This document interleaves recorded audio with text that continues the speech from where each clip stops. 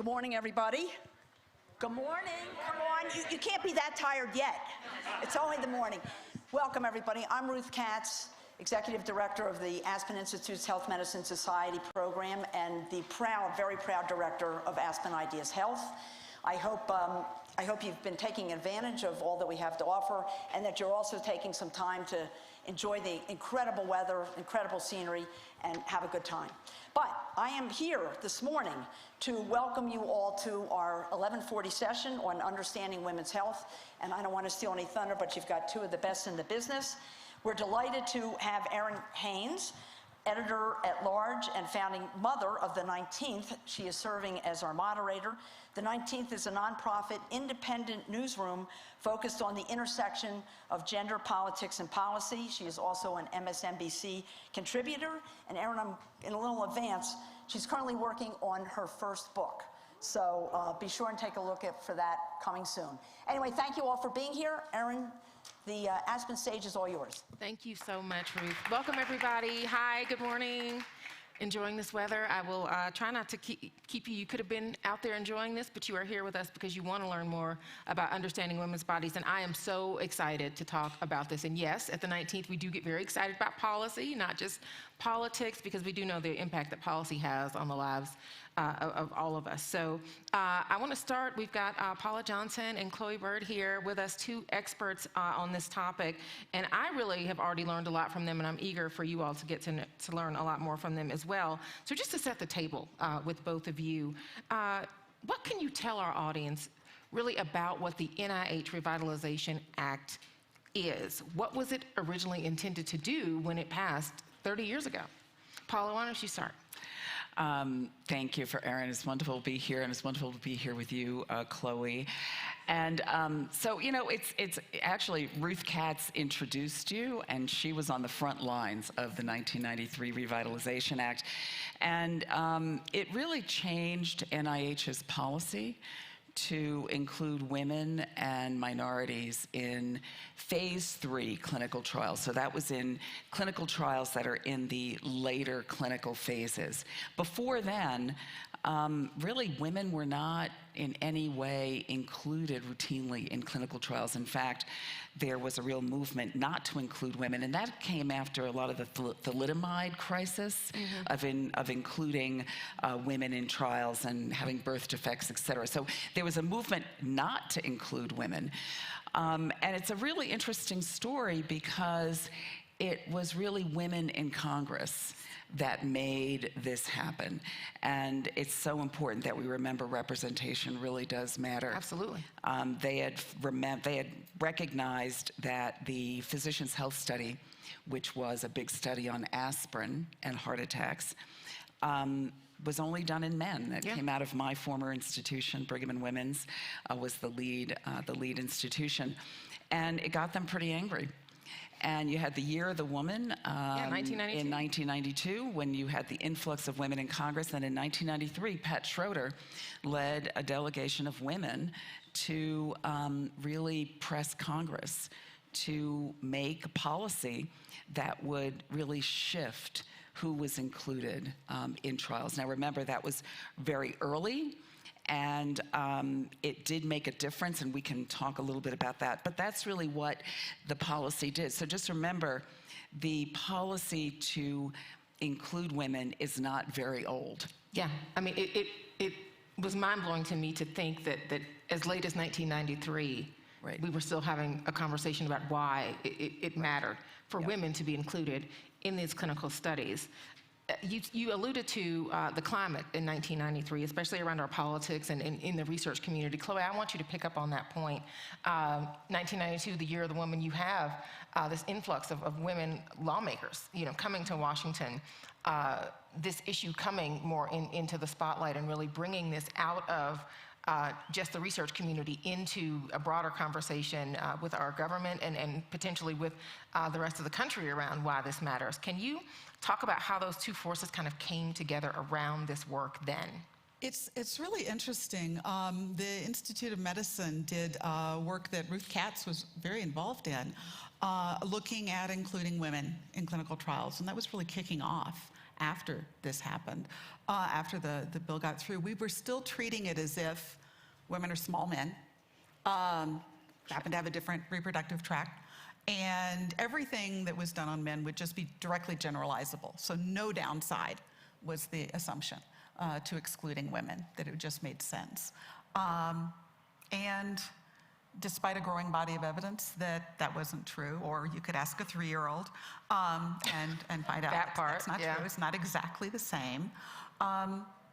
What's striking to me is how long it's taken to move beyond saying this has to start to happen. Pat Schroeder would talk about it, it's been a decade ago, and say when we legislated that you had to start doing the work, we told you to put the laundry in the machine. We didn't know we also had to tell you to turn it on. Yeah. But we still aren't doing complete work. We still aren't analyzing, looking at whether there's sex and gender differences. We're still not doing the work to find out what matters, even though those researchers that are routinely find differences in the pathways and the preclinical work on cardiology, one of many examples that my colleagues at Tufts are involved in. Differences in men's and women's lives and exposures, differences in the polypharmacy. There are a lot of reasons why the answers don't generalize. And that's just going from male bodies to female bodies, right, and not even taking into account the diversity among women, the diversity among men. Yes. We could be doing much more efficient work if we started paying attention to doing work that'll get answers across the population and reporting what do we actually know, instead of, statins have this effect, as if it was a one-size-fits-all. Doesn't work in underwear, doesn't work here either. Yeah, exactly. Shocking. Exactly. So I just want to add one thing to what Chloe said, because it's absolutely right. And there was a study, another Institute of Medicine study in 2000, and it was the study that really coined the term "every cell has a sex." Mm-hmm. And so if you think about going from not including women to including women in clinical trials, but then really coming to the conclusion that every cell has a sex, and therefore our bodies really are different across organ systems. Yeah. And really thinking about all of the work then, not only the clinical studies, but really starting at fundamental basic science research on how we have to think about the sex of cells. So there's a huge range of work, some of which has progressed, and we know a lot more. But as Chloe said, there is so much more that needs to be done. Yeah, well, before we get to the conversation about the kind of lingering resistance, I do want to take a minute just to talk about some of the progress that you all have seen, having been in this work over the past 3 decades. What can you say about the progress that has been made since 1993, and what have we learned about why this legislation was needed, and why just the opportunity that is there, because this does matter? Well, just the fact that we're having this conversation. And there's a whole track on women's health here at Aspen. Yeah, absolutely. And there's a lot of work. I led a large division and center focused on this. So there has been progress, and there's a recognition that there are sex differences across organ systems, across diseases that we didn't understand before. We understand in some areas more than others. So I'm a cardiologist. We understand more in cardiology about how women's hearts are different, not only in terms of the presentation of heart disease, but in some of the fundamental mechanics of how the heart functions, and also even in how plaque develops in the arteries. So we understand in that area more, where in other areas we're still in infancy. But what we don't understand is, for example, why do we see those differences?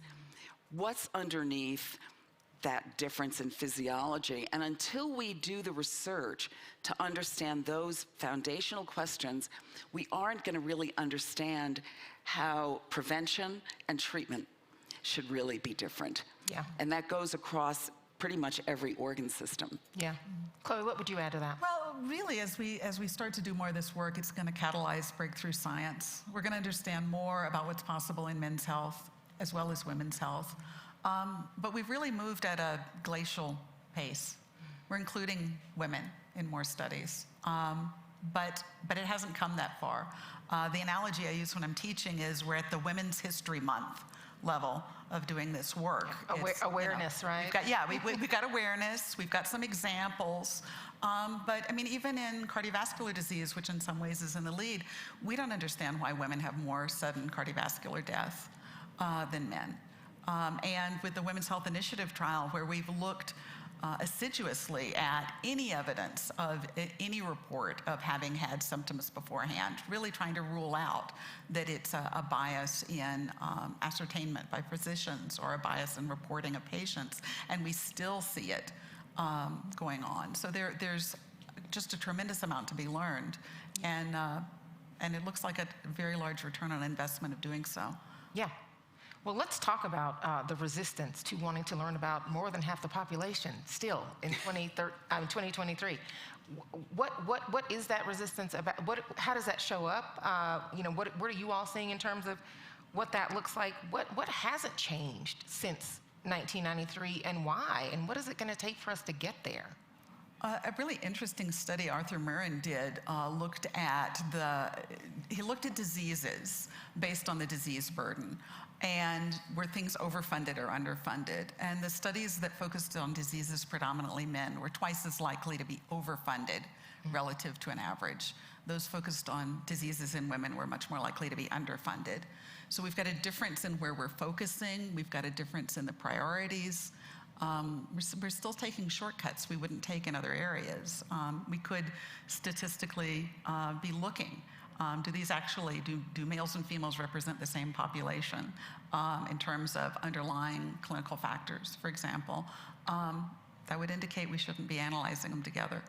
But we haven't done that. This is still treated as good enough. Yeah. So, I think it's probably multifactorial, but I think we can't get away from the fact that sexism plays a significant role here. It took us a long time to talk about racism and health and disease, and I do think that there are some issues here that we just can't explain away.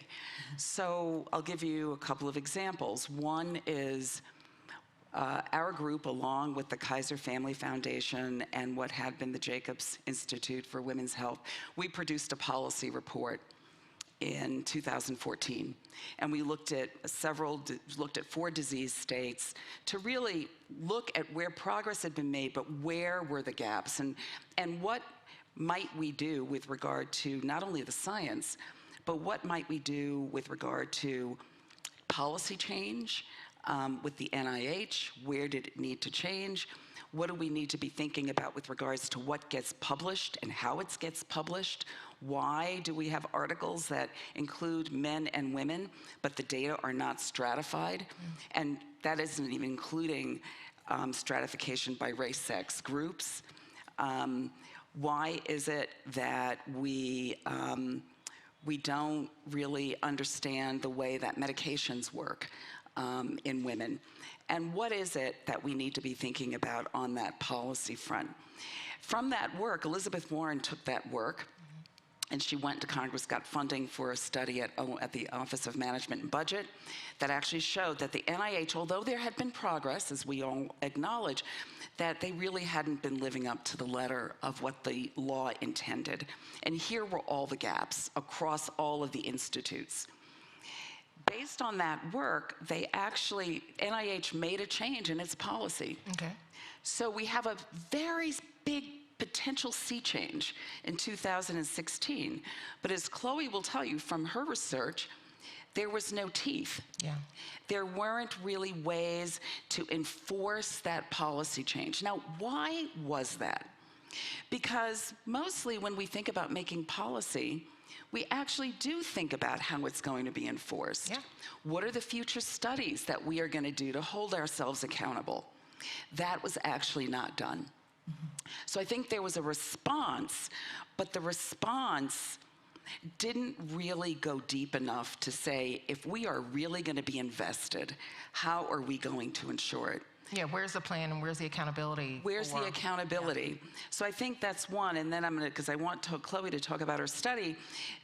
I'll just give you another small example of where I think sexism plays out, which is that we know women are more likely to publish data that are stratified by sex. That's been shown. We also know women scientists, physician scientists are more likely to do research that focuses on women. Mm-hmm. A group, myself and a few other investigators, did a small study a few years ago that we developed a series of abstracts. So these are short summaries of what an article will basically show you.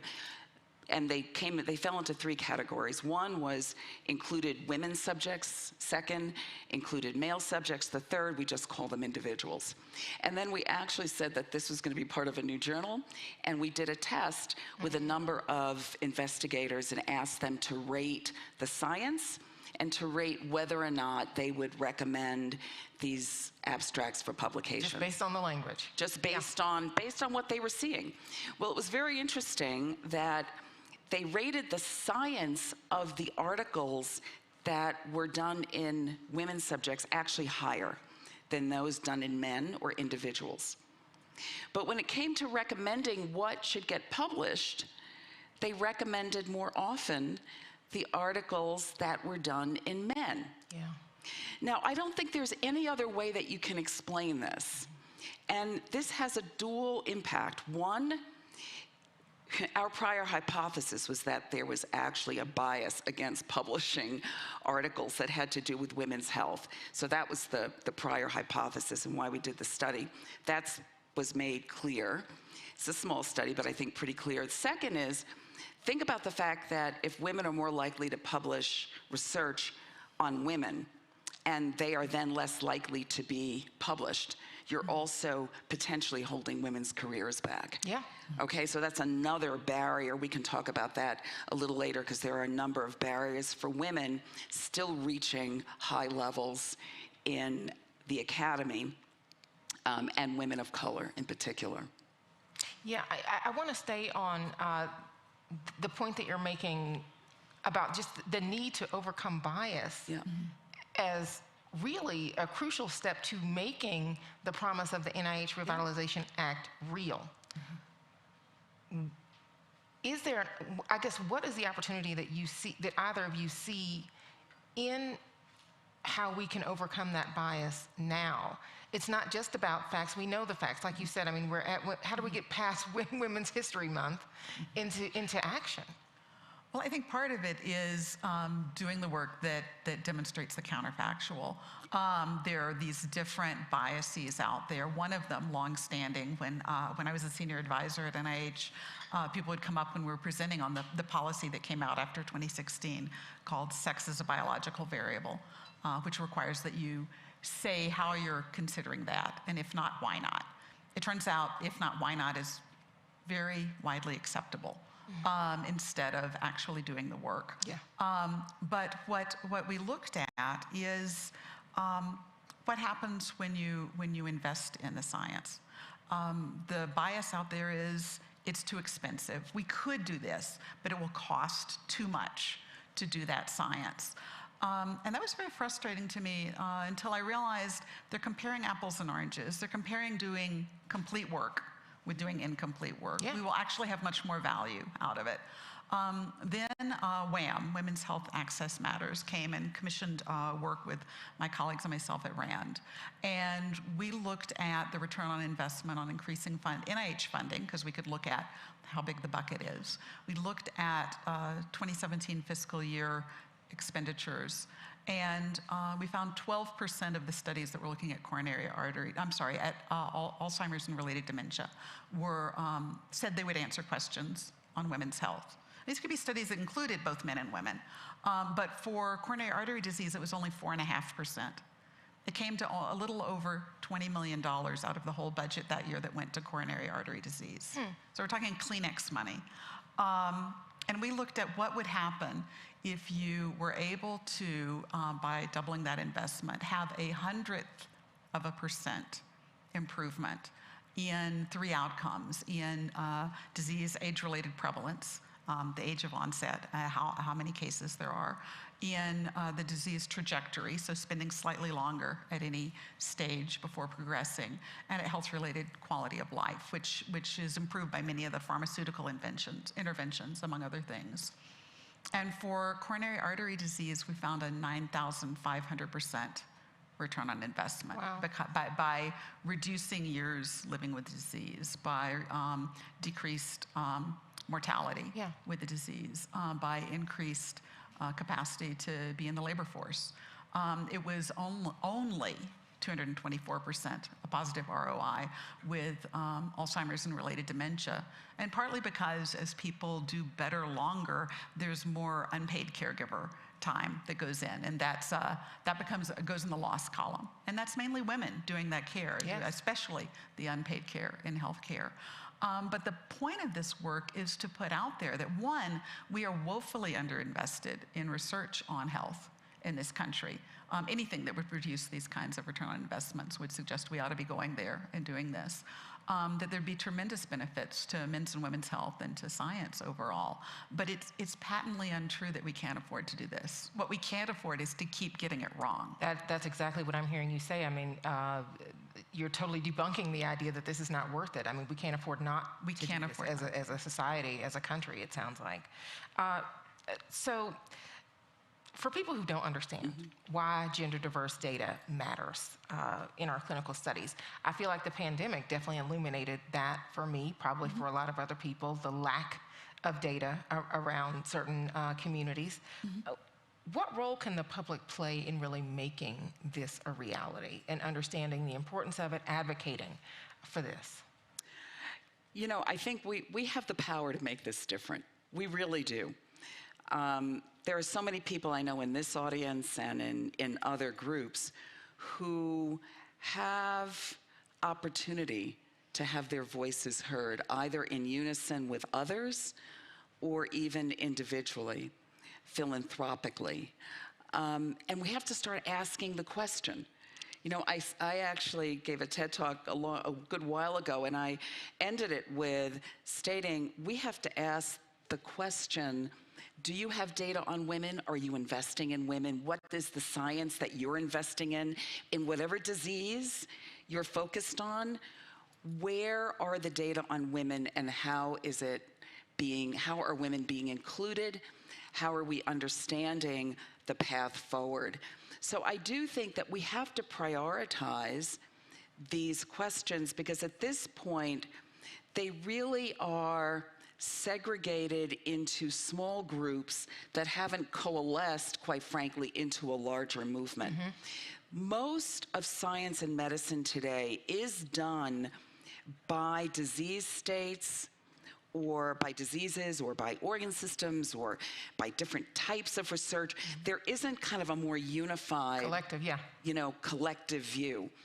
We do have to figure out how we get this on the front burner to make all those individual areas kind of bubble up to a more unified focus. We have a new director of the NIH coming into the NIH. Another opportunity. There is going to be a new study commissioned by the Office for Research on Women's Health that will be done by the National Academies to really prioritize those areas of women's health that need to be kind of give a priority. This is a real opportunity to say this will not just be another study that will sit on the back burner, that will kind of go into the annals of the many studies. But how do we work with our Congress people to make this a priority? Because the work that we did in academic medicine crossed over to the political realm, and let me tell you, it had impact. Might not have had the full impact, but we have got to get out of our lanes. Yes, and out into the public arena. And really out there, because I don't know how many people, I happened to have turned on TV last night, and there was a great program on endometriosis. Yes. And guess what? You know, how did that work start really moving forward? Well, you know, it was a coalition between Elizabeth Warren and Orrin Hatch. And why was Orrin Hatch interested? Because I think his granddaughter was impacted. So I think there are opportunities here to, quite frankly, depoliticize women's bodies and women's health and move this agenda forward. But we have to have the will. Yeah.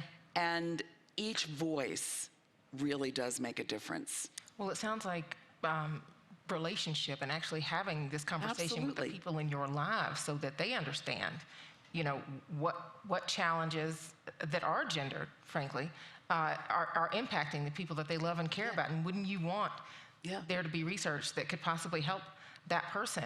Just kind of staying on the theme of the stakeholders that need to be involved to really move this issue forward.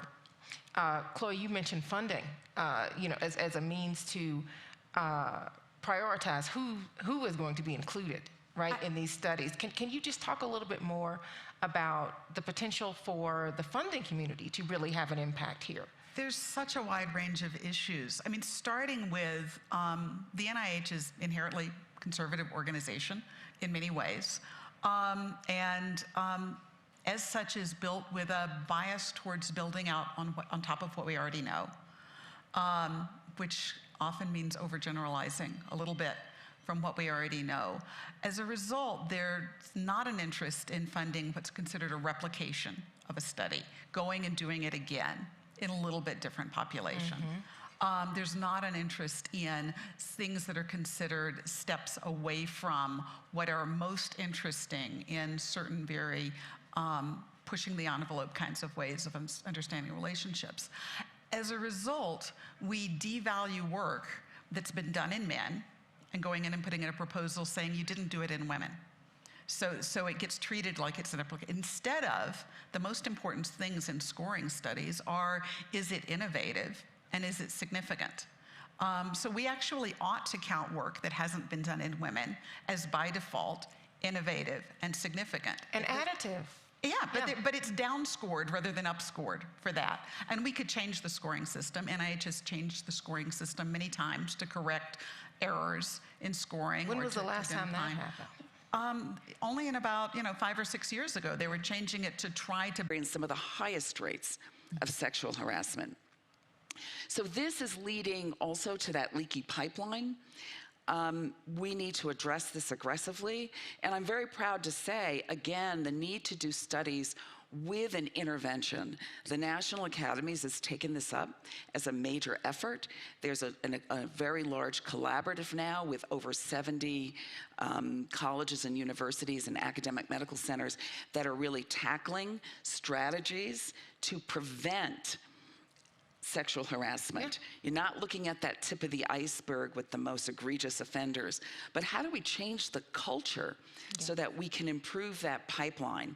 And I strongly believe that this has got to be a part of the journey because we have to hit it from all different perspectives, and this is a critically important one. Yeah, and I would add to that, just continuing to shine a light on this issue, and journalism has a role to play in that, so stay tuned. I want to pick up on the pipeline issue. One of the other things that the Office for Research on Women's Health found when they looked at how few studies were answering questions on women, the studies that were funded were more likely to be funded by what's called special emphasis panels, panels that were actually created ad hoc for analyzing a particular kind of funding. So funding was set aside or targeted or otherwise outside the regular stream. But the standing committees were biased against funding this work. There's an acceptability there. Well, one of the problems with that is what it takes to move up through your career is moving to independent research funding, is getting the work to build out and add to what you're doing in your career. So it's this vicious circle with a variety of things pushing women out or not helping, not giving a level playing field for access to staying in. That said, I don't think that scientists intend to be sexist. I think they intend to be unbiased for the most part.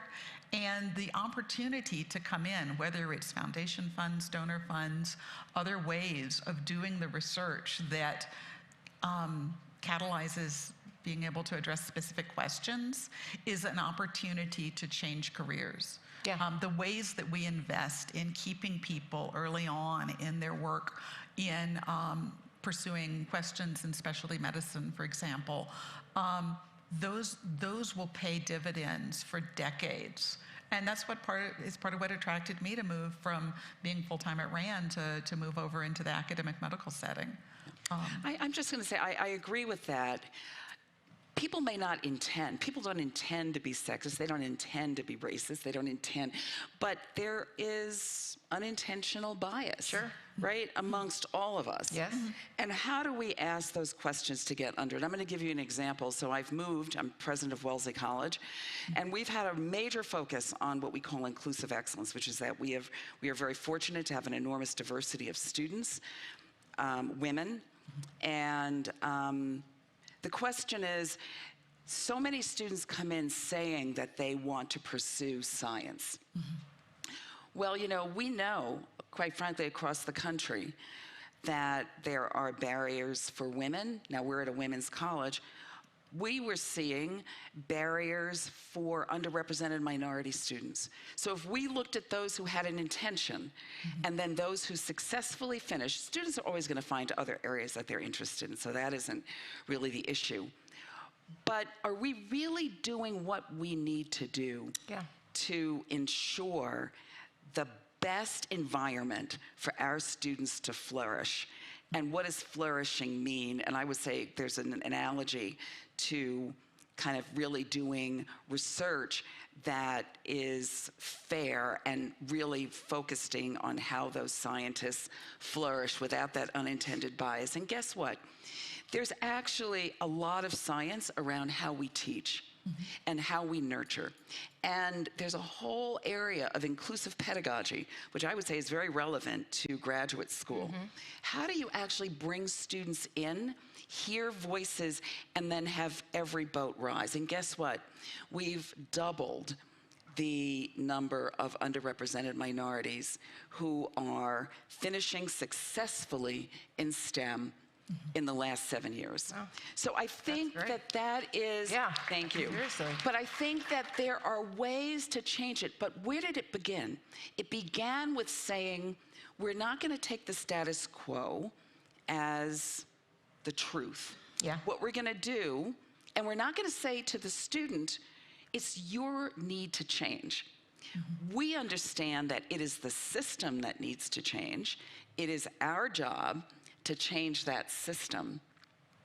And how do we now gain the buy-in from those who have the ability to change it with you, the faculty? And that's a process. And it's not a process that occurs overnight, but it's a very different approach than saying we're going to wait for X investment or Y investment. It is saying we have serious work to do. Yeah. And that is the work I would really hope that we take up in our medical schools that are training not only physician scientists, but PhD scientists, that we take up in our undergraduate schools, that we take up in our scientific organizations, as well as in pharma. And that is where I do think we all have that opportunity to ask those questions. Wherever you're invested in, by asking those questions, and being persistent about what it is we are doing to transform as institutions, I think we have an ability to move forward. And with a focus, just as you said, not just on intent, but really on impact. Right. Because impact is how we get to a different place. I see we may have some questions out in the audience. We've got a couple of people with microphones, so if you do have a question, we have people who will come to you. Just please introduce yourself and ask your question, and we'll try to get to as many of them as quickly as possible. Hi. Hi, my name is Tori Adams, RN, MS, and I'm so grateful for y'all's panel. I'm fortunate to be included in a longitudinal study over decades, the Nurses' Health Study. And I wonder, for the consumers of healthcare here, how can we as individuals act to become participants as a human subject in research that might help us expand the gender equity and the racial equity? Thank you. Great question. I think there are many opportunities to get involved in research, and you'll see information about it at the places that you get medical care and at medical centers. But another part of it is for us to take on the questions of what are the barriers to participating in research, and to what extent are we funding the costs and burdens of doing so. And that is one of the areas in which we under reimburse people, the travel costs, the burden, the extra types of tests they end up having to have, and side effects and so on. Specifically, if there's somebody with a disease. We made a decision a long time ago that ethically we wanted to make sure not to induce people to participate against their interest because there was some money available. Unfortunately, that gets applied such that if I'm studying healthy people, a sleep study, for example, I can pay you for your time. I can do that pretty well. Or if you're somebody who's consulting on a study, I can pay you. But if you have a grave disease, I can't pay you for your time. That might induce you. I likely do a pretty poor job of reimbursing you for your travel costs and meals and expenses. That becomes a severe problem when you're talking about people who are seeking care at the edges of life-threatening illnesses. And it ends up sorting out who can and can't get care. So asking questions about what's being done, what's being provided for, and do the decisions we made about ethics at some point, which is great for keeping our hands clean. The decision not to include... It is very windy today. It's windy. The decision not to include women in research and to avoid the kinds of problems that could happen from things that might produce harmful effects on a fetus were ethical and made sense at the time, but it meant that medicine stays standing on the sidelines, and we don't have answers a lot of the time for how something works when you're pregnant. Yep. Even in things that we have no reason to be concerned about. So all of the early work on the COVID vaccines excluded women who were pregnant. Yes. And it meant that women who were pregnant or about to get pregnant had questions that everybody else could get a better answer to than they could. Yep. So we get things wrong by taking shortcuts in the ethics or by making decisions that are just too simple. And I don't think these are issues that NIH can take on. I think it takes groups of us coming together, places like this, to start to discuss what's a new way to think about this? What's a more inclusive and more effective way? And in many ways, it's a parallel to what you're talking about of making the pipeline available. It's looking at how do all those other kinds of participation happen, and where are we making decisions that exclude people? And I would just add, if any of you are involved at a high level, in a hospital, in an academic medical center, I would ask the question, how does this institution give patients the opportunity to participate in research? Because there's a lot of assumptions made. There's a lot of assumptions that if you're at a tertiary, so, big academic medical center, that all the doctors are actually offering what is available to patients. And you know what? That's just not true. Yeah. And I think we do have the opportunity to ask those questions. And by asking the questions, sometimes you trigger, programs that can push out the science to a much broader group. Yeah. And making sure that group is diverse, that's a whole nother set of issues. But we do have an opportunity, even on the front lines, in an individual way, to make a difference. Yeah. To have agency. To affect those systems. Absolutely. I think we have time for one more. Do we have another question here? It's right. Oh. I saw your hand up, Shapali. Thank you. Hi, I'm Shapali Luthra. I work at the 19th, one of Erin's colleagues. This is a wonderful panel. Thank you so much. I would love to follow on Chloe's point about pregnant folks and just kind of think more about where are we in sort of the next frontier of inclusive trials, thinking about pregnancy, also about women of color, also about trans people. What does it take to build a medical research infrastructure that really includes and addresses all of their needs?